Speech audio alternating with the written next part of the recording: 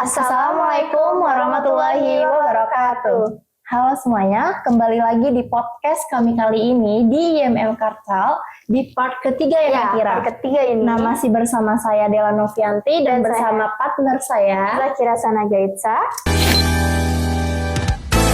Oke guys, kita kedatangan narasumber kita yang sangat luar biasa banget, yang bisa menginspirasi mahasiswa ya Kak Kira. Betul, bisa memotivasi juga. Bener banget itu, khususnya di FIK UMJ. Dan ini sebenarnya lebih ke bidang olahraga nih guys. Nah iya bener banget, nanti kita kepoin tuh, kenapa sih narasumber kita kali ini bakatnya tuh di bidang olahraga, padahal kuliahnya itu di Fakultas Ilmu Keperawatan. Benar banget itu Kak Kira. Mungkin kita boleh berbincang sedikit kita sapa-sapa dulu lah ya, sedikit-sedikit kecil-kecil lah. Iya. Halo Kak Andi.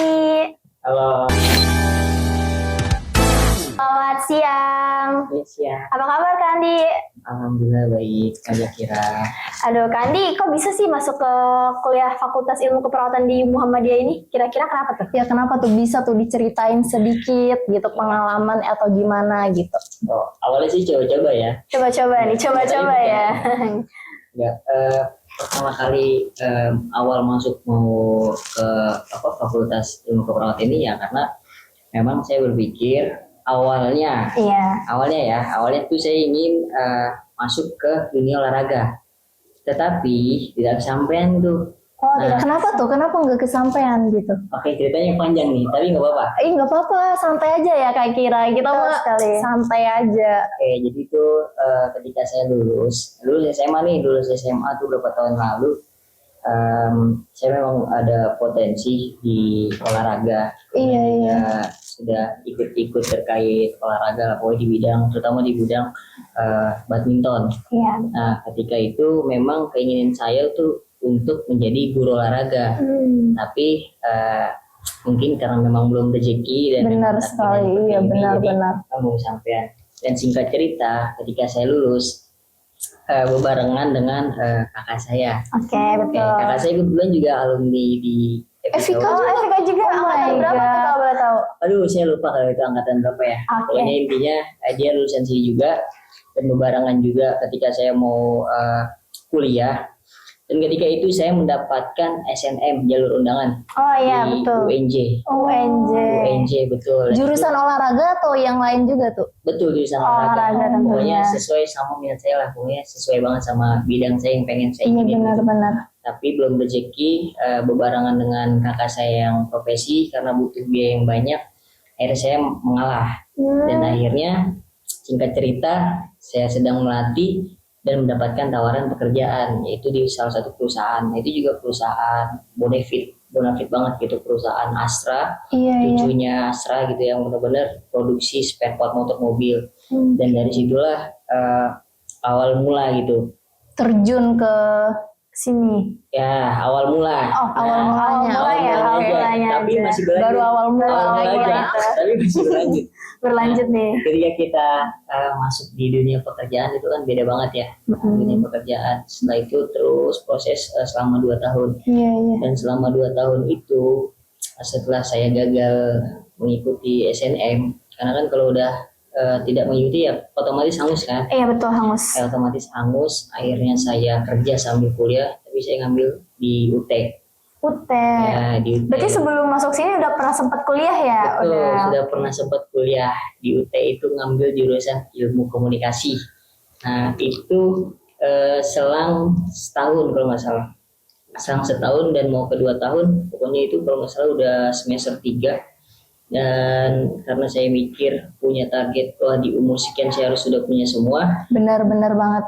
Tapi memang belum dikasih kehendak sama Allah, ya akhirnya saya putus kuliah dan kerja di pekerjaan itu juga habis kontrak.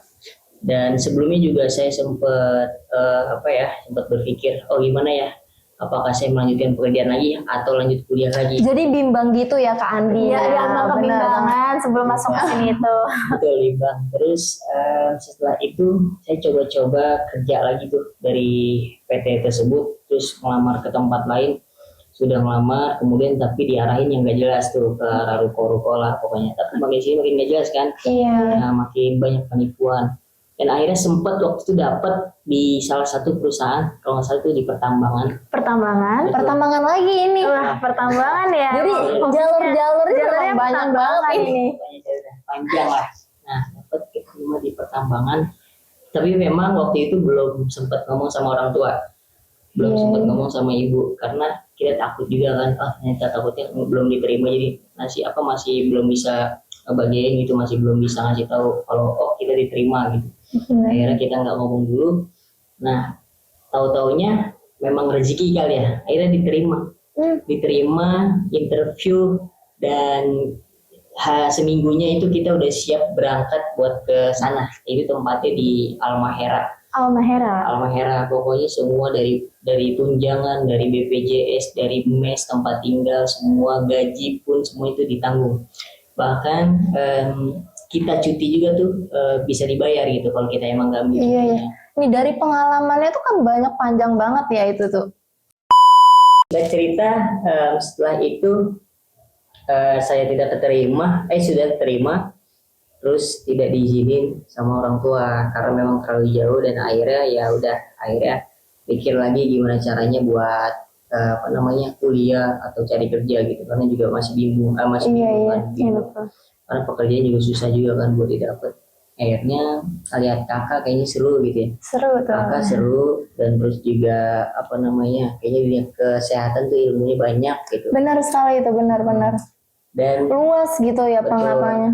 Dan kenapa saya masuk ke sini ya? Karena satu, saya memikirkan masa depan saya dari pengalaman-pengalaman saya yang tadi saya sudah jelaskan. Ya, karena kalau PT, kalau perusahaan itu otomatis kayak habis kontrak udah habis. Iya. Nah, tapi kalau Kesehatan beda lagi. Kesehatan itu pasti jangkanya panjang. Betul. Itu sekali. memang dari kemauannya Kak Andi sendiri atau gimana? Berarti sudah ada timbul tuh ya kemauannya Ya. sendiri tuh. Pertama sih ya sedikit kurang gitu, Sedikit tapi kurang. karena dari orang tua juga minta untuk coba aja masuk kesehatan.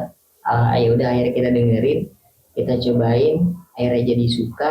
Ya udah sampai sekarang alhamdulillah masih lanjut di kesehatan. Dan jujur untuk masuk ke sini juga lumayan berat karena kita mikir jauh banget dari bidang yang Benar kita ambil tuh jujur. Makanya juga kan dari olahraga ke keperawatan ini bisa gitu ya. Itu karena balik lagi saya mikir ke depan kayak untuk masa depan saya bagaimana, karena kan juga ilmu keperawatan ini kan Luas juga ya, dan benar. juga nanti mungkin bisa kita pakai buat keluarga kita. Betul. Juga kita pakai untuk masyarakat juga. Benar Makanya sekali. ya pengennya saya gitu jadi orang yang paling bermanfaat untuk orang banyak gitu. Iya. Pasti bisa itu.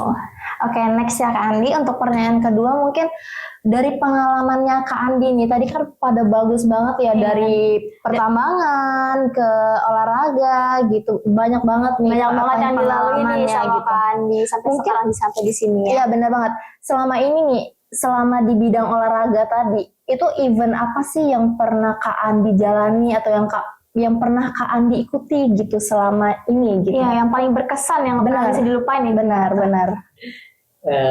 Yang di sini aja ya. Boleh. Ya, yang pertama itu saya pernah menjuarai kejuaraan YMM Cup. Itu kalau nggak salah pertama kali saya masuk tuh, kalau nggak salah ya. Di 2000 berapa tuh saya masuk ya? Lupa saya tuh. 2025. Ya pokoknya semester awal tuh pertama kali. Kita 2024 Kaki ya? Oh, Kita angkatan 24 ya? Kita 24 ya, sampai lupa nih teman-teman. Aduh gimana Ya, pokoknya nih? di tahun 2024 itu pertama kali saya masuk, ada event saya ikutin ya, alhamdulillah lolos tuh, pernah dapat juara 1. Dan itu yang ngadain kalau nggak salah dari teknik YMM Cup kalau nggak salah. Dan alhamdulillah saya mendapatkan itu. Kemudian juga saya pernah mengikuti kejuaraan yang benar-benar bergengsi, mana bisa mewakili Epika gitu, atau juga fakultas kampus UMJ itu Pomprov. Ya, Pomprov itu kan ajang bergengsi yang mana tuh setiap fakultas dikumpulin jadi satu, benar-benar disaring, dan untuk berangkat ke daerah Semarang karena satu. Jadi kita dikumpulin itu untuk perwakilan sebagai dari Jakarta nih yang mewakili untuk berangkat ke sana, dan alhamdulillah bisa untuk lolos ke tahap itu. Dan juga sebenarnya banyak yang lain. banyak banget ya. Kalau banget disebutin gitu. ya banyak. Banyak sih ini. Gak bisa, kayaknya waktunya habis ya. Waktunya bisa habis Sombong ini. ya.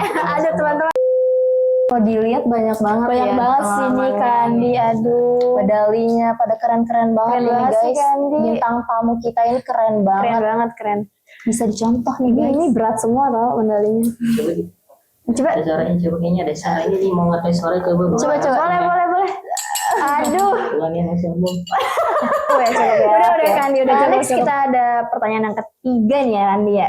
Dari semua pengalaman yang tadi Kak Andi ceritain soal pertama kali menang, itu pencapaian prestasi yang paling Kak Andi banggain itu apa sih kalau boleh tahu sampai di titik itu? Prestasi yang paling berkesan ya, Iya betul sekali. itu ya itu tadi yang sudah saya sebutkan. Itu prestasi yang berkesan adalah ketika saya berkesempatan untuk mewakili kampus Evika dan juga kampus UMJ, Iya. atas namakan UMJ, dan itu saya lolos di tahap seleksi dan bisa berkesempatan untuk mengikuti ajang Komprov ini. Wah. Gitu. Keren banget ya Andi. Tepuk tangan dulu dong Del. Keren banget. Keren banget. Terharu deh jadinya dengernya. Ada pertanyaan lagi dari Oke, Kak next Dela? ya Kak Andi. Kalau boleh tahu nih kesibukan Kak Andi sekarang kayaknya ada kesibukan gak sih? Kalau boleh tahu biasanya nih kayak ngeles, olahraga, atau kerja di luar gitu atau gimana? Kak Sambil Andi? kuliah kan Iya. pasti kan manage waktu itu lumayan agak bener sulit banget. nih kayaknya nih. Ada Kalau kegiatan apa gitu selain dari olahraga ini untuk Kak Andi? Untuk kegiatan sehari-hari yang pertama saya kuliah, ya betul ya. Betul, Iya, itu tanggung jawab itu sih, harus tanggung jawab. Kita sebagai mahasiswa tentunya kita harus belajar kuliah dari pagi sampai dengan Sore. siang, kadang sore. Sore sih ya. Kemudian waktu sorenya itu saya pergunakan untuk melatih. Melatih apa tuh Kak Andi? Nah itu melatih ya kayak gini, melatih anak-anak badminton itu. Bukan ini enggak juga cuma anak-anak, dewasa pun juga ada, ibu-ibu pun juga ada gitu yang saya latih. Jadi ilmunya tuh harus diturunin gitu ya Kak Andi? Betul, makanya tadi balik lagi. Keren banget. Hebat. Nah, sebaik-baik manusia ya yang paling bermanfaat untuk manusia. Asik. Nice. Jadi nice banget kan Andi kata-katanya itu. Iya, pokoknya setiap hari, kadang hampir setiap hari ya, nggak bisa ditentuin juga. Namanya kita jasa gitu, bukan buruh, bukan buruh pabrik yang dapat gaji, dapat uang itu bulanan walaupun kita nggak ini. Ya kalau kita nggak hadir, kita nggak bisa dapat uang gitu. Benar. Nah, itu sorenya saya melatih, kemudian kadang malam juga bisa nemenin bos-bosan main gitu. Nah, itu alhamdulillah juga walaupun cuma nemenin main, itu kita dapat uang, inilah salam tempel lah. Salam gitu. tempel. Ini Kak Andi duitnya ya. Betul, semuanya ditanggung, semua tinggal berangkat, tinggal bawa raket main kayak gitu, kayak nemenin. Ini tuh dari Senin itu biasanya melatih di salah satu klub. Saya juga punya klub di Bekasi. Klub apa nih? Ini klub badminton ya, bukan Klub klub yang badminton. lain nih. Tolong Lain. banget nih, tolong. Kak Dela, Persatuan aduh. Bulu Tangkis, Betul. lah ibaratnya itu kayak anak-anak, jadi kayak kita punya kayak misalkan kalau SSB itu kan sekolah sepak bola, tapi kalau ini PB, Persatuan Bulu Tangkis. Di situ ada anak-anak yang mau berprestasi untuk ke arah badminton, yaitu kita melatih dari pagi sampai dengan siang, ada intensifnya, ada regulernya, dan kebetulan saya juga kebagian di bagian reguler, karena kan kalau saya intensif otomatis sih nggak kuliah kan. Iya, betul sekali. Saya kebagian masih di reguler itu yang dari jam 5 sampai jam 8 malam, dan jam 8 malam kadang saya lanjutkan untuk yaitu tadi sedikit belajar lah terkait matkul kayak gitu. Oh jadi jangan sampai apa juga ya, kayak Betul. kuliah itu jangan sampai Iya, jangan tertinggal juga ya kalau Kita harus kuliah. seimbang lah. Iya, Benar banget. soalnya karena kalau kuliah di keperawatan di kesehatan juga kalau ketinggalan tuh susah banget buat Iya, dikejar benar. sih. Susah banget ya. Susah Karena kan? saya anak IPS ya. Aduh, anak Saya IPS, nih. aduh, berarti dari masuk IPS masuk ke perawatan itu Iya. harus benar-benar ngejar banget kan? Ekstra banget itu Ekstra dikejar. banget. Betul. Sulit nggak sih untuk manage waktunya tuh Kak Andi? Ya, yang pertama memang satu ya, sedikit sulit. Ya, karena kita melatih juga kan karena kebutuhan satu ya, untuk kuliah juga, untuk jajan juga. Ya mau nggak mau kita sempatin juga buat melatih gitu, walaupun dari Senin sampai Minggu kadang ada aja gitu padat, kadang juga bahkan ya nggak sempet buat belajar. Nah, cuman kita sempetin gimana caranya kita bisa belajar.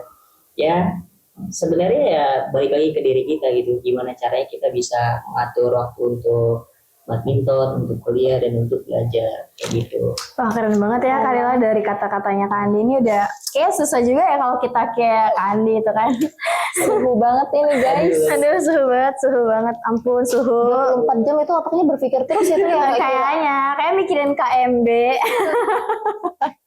Iya deh padat kayaknya ini ya. Ya aduh KMB ya. Pecah. Next ada pertanyaan lagi nggak Kak Kira nih? Kayaknya sih ya nggak ada. Mungkin boleh lah ya kasih motivasi nih. Iya benar banget, motivasi untuk mahasiswa-mahasiswa ya. Ini kan tadi dari Kak Andi kan apa sih namanya, Perjalanan hidupnya Kak Andi dari awal sampai bisa juga, sekarang. Iya, bapaknya kan juga dari olahraga nih kan. Betul. Motivasi gitu bisa diberiin untuk mahasiswa khususnya di FIK UMJ gitu Kak Andi. Apa tuh motivasinya untuk Kak Andi, dari Kak Andi? Motivasi dari saya. Oke, yang tadi saya bilang bagaimana caranya kita ketika mendapatkan suatu ilmu itu bermanfaat untuk orang banyak, satu. Dan kemudian ketika kita ingin mendapatkan sesuatu, tentunya kita harus melalui proses yang panjang, Benar banget. nggak secara instan. Betul. Nah, bagaimana cara kita melakukan terus menerima proses-proses tersebut gitu dalam menghadapi tantangan-tantangan yang lain. Jadi contoh, kita berusaha, kemudian kita juga harus ikhtiar, terus juga kita kemudian harus berdoa. Tanpa adanya usaha, tanpa adanya doa ya kita sama aja, kita nggak bakal bisa meraih apa yang kita mau gitu. Contoh kayak misalnya kita mau mendapatkan prestasi, atau kita mau jadi juara kelas, atau bagaimana gitu, mau meraih nilai tertinggi, kalau kita nggak ada usaha ya sama aja bohong. Dan juga tanpa adanya doa, restu orang tua. Benar Betul. sekali. Emang restu orang tua tuh restu orang tua itu doa yang paling mantap gitu. Ya itu menurut saya ya doa yang paling mujarab adalah doa orang tua, Benar. ditambah dengan usaha dan ikhtiar kayak gitu. saya sedikit tersentuh banget. Terluka ya? Iya pengen nangis gitu loh, kayak aduh apa mata saya gatal ya. Baik Kak Andi kan tadi udah ngasih motivasi nih, ada nggak pesan dan kesan untuk anak-anak nanti nih yang mau daftar ke UMJ gimana? Iya benar Yang itu. UMJ, pokoknya Apalagi fakultas keperawatan, Iya, yang mana tahu anak-anaknya yang tertarik kan? habis yang dari Kak bakatnya Andi. nggak di keperawatan gitu, kayak Kak Andi ini Gitu. kan. Ada mungkin pesannya? paling pesan dari saya, tetap semangat, tetap berjuang, dan tetap belajar gitu. Dan juga sebelum masuk ke kampus atau ke tujuan kamu, misalkan ke FIK, ya kamu coba pikir-pikir lebih dahulu, kemudian pertimbangkan, dan mungkin kamu bisa coba hal itu. Karena kalau tidak mencoba, karena kita nggak akan tahu gitu. Benar seperti banget mana sekali. hasilnya. Jujur saya tidak pernah terpikirkan untuk masuk ke FIK UMJ. Setelah saya masuk ke FIK UMJ ternyata sangat seru, apalagi pokoknya membahas terkait anatomi yang lain-lain gitu. Yang nggak kita tahu jadi tahu tadi ya betul, Kak Andi. betul. Yang tadinya tahu cuman basic, tapi sekarang tahu yang bukan basic lagi. Iya, kan? jadi kita bisa nginpus orang. Nginpus orang Tahu tuh. dalam-dalamannya orang. Aduh, kalau Iya, kayak gitu. Oke, cukup ya Kak Oke, Kira. cukup ya Kak Andi. Buat hari ini banyak banget cerita yang buat kita termotivasi, juga perjuangannya Kak Andi kayak gimana. Benar, dari awal benar masuk banget. sampai sekarang udah bisa sampai banyak banget nih ya, Iya nih medali yang kayak didapetin. sertifikat, medali, Masya Allah. Makasih juga Keren ya banget. udah bisa datang ke sini untuk sharing-sharing ke kita gimana sih perjalanan bisa dapetin ini semua, susahnya. Terima Itu kasih keren, juga sudah diundang di IMM ini. Iya Kak Andi. Memberikan saran, masukan, dan lain-lain. Terima kasih, keren buat kita semua. Kita cukupi aja podcast kali ini bersama kita IMM Care Talk, karena kita sudah menanyakan semuanya ke narasumber kita. Yang sangat luar biasa banget ya teman-teman, yang bisa untuk menginspirasi kita semua ya Kak motivasi Kira. kalian juga. Pelajarannya juga banyak banget tadi, perjalanan hidupnya sampai Kak Andi bisa untuk Mendapatkan semua ini. benar banget. Kalian juga jangan pantang menyerah ya. Harus lihat motivasinya Kak Andi tadi. Mantap, udah mantap. Oke, dari kami wassalamualaikum warahmatullahi wabarakatuh. IMM Jaya, IMM, Jaya, IMM, Jaya, Jaya, Jaya. Dadah, jangan lupa di Jangan lupa apa? subscribe. subscribe, Oke. follow.